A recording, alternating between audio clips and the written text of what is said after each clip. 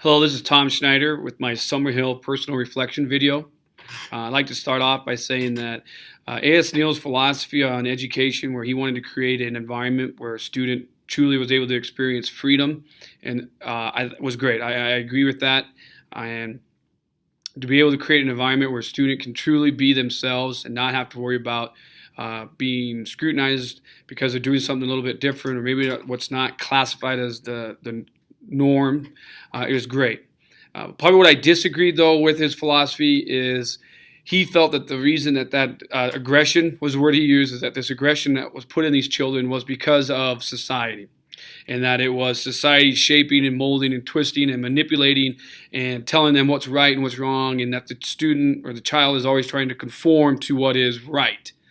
I disagree with that. I think that a student can still experience a freedom in their education, not simply by eliminating this aggression. And I don't think it's necessarily put there just by society. I think there could be a lot of different a lot of other variables that could come into play.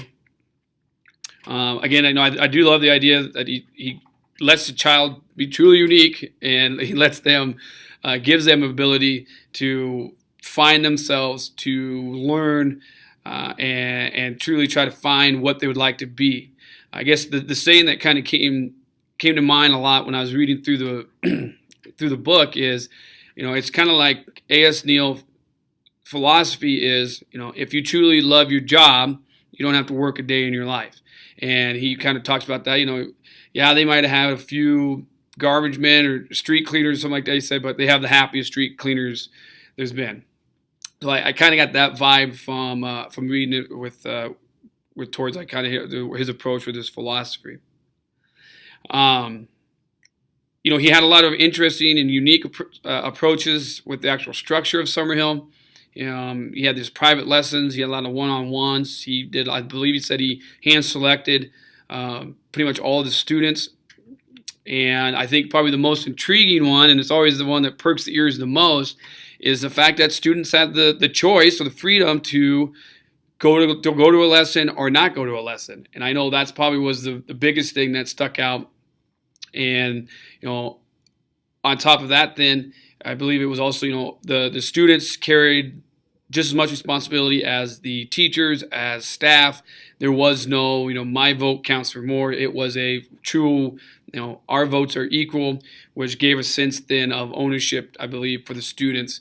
And again, it goes back to creating that environment where the child can truly be part of it and take control of their own education. Now, when actually coming to comparing then the Summerhill and what they do to the modern schools, in my opinion, would just be a logistics nightmare. I don't see it working. When you take this format and you try to implement even just a portion of it into, say, OPS or an LPS or New York public schools or something like that, imagine that many students coming in and saying, okay, I want to learn this, this, this, and this, and it's your responsibility now to create your curriculum to meet my needs, my demands.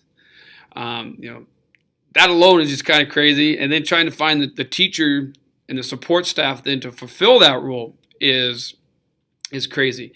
And then if you figure in then, say, I think he said the enrollment at Summerhill was around that 80 to 90. I don't think it ever got more than that. And they would probably only have one or two kids that would skip a lesson or be that problem child. So I think, if you do the math, that's roughly like 2.5%, okay, which isn't very much, especially, when you're only dealing with an enrollment of 80, 1 to 2, not that big a deal. You take that same, though, and you just put it to OPS, which I think is roughly like 50,000 students. Well, 2.5% of 50,000 students is 1,250. So if this is implemented into OPS, you're looking at any given day of roughly 1,250 kids gone, not where they're supposed to be. 3/4 of the towns in Nebraska is smaller than 1,250. I thought that was pretty interesting. It was kind of made me chuckle. And another one, like I said, the logistics of it it doesn't work. But I guess it's unique, it's interesting, and the way I kind of thought of it is that it's an educational niche is what A.S. Neal was able to carve out. It works for that small little few. But I guess in my opinion, the exception can't be the rule.